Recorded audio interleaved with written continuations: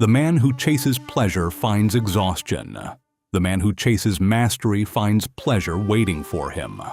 Right now, your brain is working against your goals. Every time you pick up your phone before starting work, every time you choose the easy thing over the meaningful thing, you're training your brain to avoid effort. And the worst part is, it's getting stronger every day. But what most people don't realize is that this pattern can be reversed. Not with willpower, but by understanding how dopamine actually works and using it to your advantage. In Japan, many of these principles have been practiced for centuries, long before neuroscience had a name for them. Today, I'm going to share 7 of them. In a monastery near Kyoto, there was a young student named Sora who struggled with everything he was asked to do. Not because the tasks were difficult, but because his mind constantly wandered to something easier. When sweeping the courtyard, he thought about resting. When studying texts, he thought about eating. When sitting in meditation, he thought about anything else. One day, the head monk Takuan noticed Sora abandoning his calligraphy practice halfway through. Takuan sat beside him and asked, "Why did you stop?" Sora said, "It wasn't working. My strokes were ugly. I'll try again tomorrow." Takuan shook his head. "You didn't stop because it wasn't working. You stopped because your mind offered you something easier than continuing, and you accepted the offer. Every time you accept, the next offer comes sooner and louder. You are not lazy, Sora. You are simply training yourself in the wrong direction." Sora asked, "How do I train in the right direction?" Takuan smiled. "You make discipline taste better than escape." That's exactly what modern neuroscience confirms. Dopamine, the chemical your brain uses to drive motivation, doesn't just respond to pleasure. It responds to anticipation and pattern. You can retrain it to associate effort with reward instead of avoidance with relief. 1. Ichiban Shori, win the first battle. In Japanese martial arts, the first engagement of a fight often determines the outcome. The same applies to your day. The first thing you do each morning sets your dopamine baseline. If you reach for your phone and scroll through notifications or short videos, you flood your brain with effortless stimulation before you've accomplished anything. Now, everything that requires actual effort feels dull by comparison. The practice is simple. Protect your first hour. No screens, no consumption. Instead, do one thing that requires focus. Write, stretch, read, plan your day. When your brain's first dopamine hit comes from effort, it calibrates the rest of the day around that standard. 2. Kaizen, the 1% start. Kaizen is the Japanese philosophy of continuous small improvement. When a task feels overwhelming, your brain perceives high effort with uncertain reward and shuts down motivation entirely. Kaizen bypasses this by making the first step so small your brain can't resist it. Don't commit to an hour of writing. Commit to 1 sentence. Don't commit to a full workout. Just put on your shoes.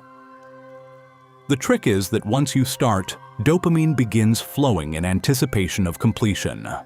Starting is the hardest part because your brain hasn't yet received the signal that a reward is coming. Make starting effortless, and momentum handles the rest.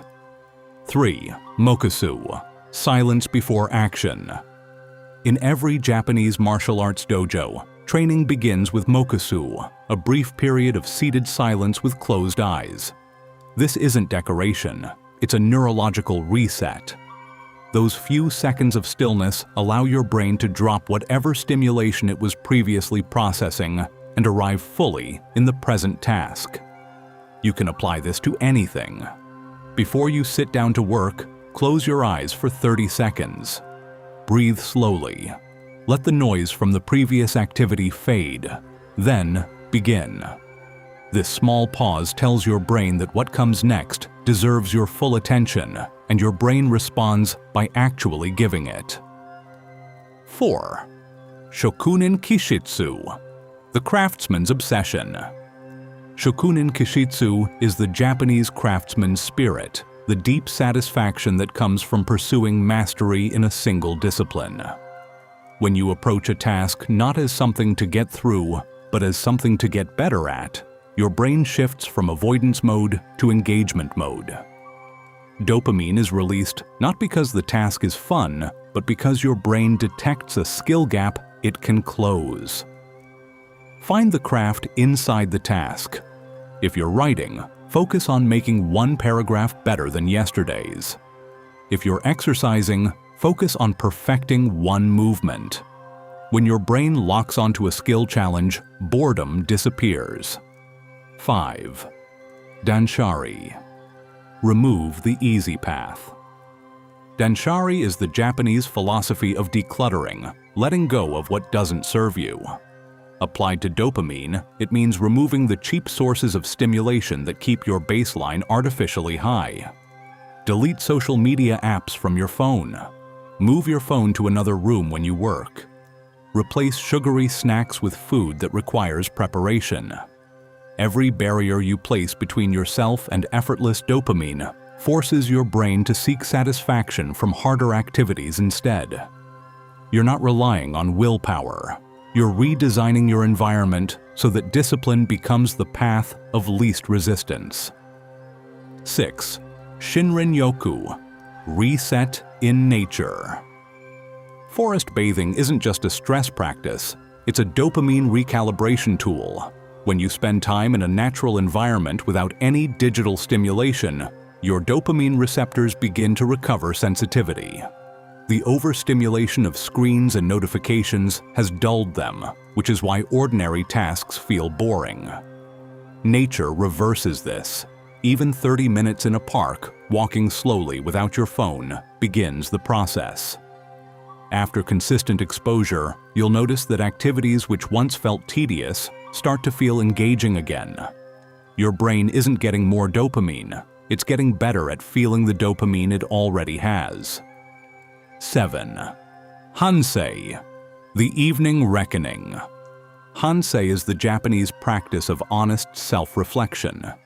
Each evening, review your day with one simple question. Did I move toward what matters or away from it? This isn't about guilt, it's about creating a feedback loop. When you reflect on a day where you chose discipline, your brain registers that those choices led to satisfaction.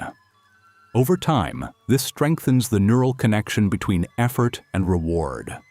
When you reflect on a day where you avoided effort, you notice the emptiness that followed. This contrast teaches your brain at a deep level that discipline is the better deal. Write it down. Even 2 lines. The act of documenting makes the pattern conscious, and conscious patterns are the ones you can change. Monk Takuan told Sora to make discipline taste better than escape. He didn't say to force it. He didn't say to fight himself. He said to change what his mind associated with effort. That's all any of this is. You're not becoming a different person. You're retraining your brain to want what it was always designed to want, the deep satisfaction that comes from doing things that matter. The version of you that enjoys discipline isn't a fantasy. It's the natural state your brain returns to once you stop drowning it in easy rewards. Let the noise quiet down. Let your brain remember what it's capable of. And start with one choice, today.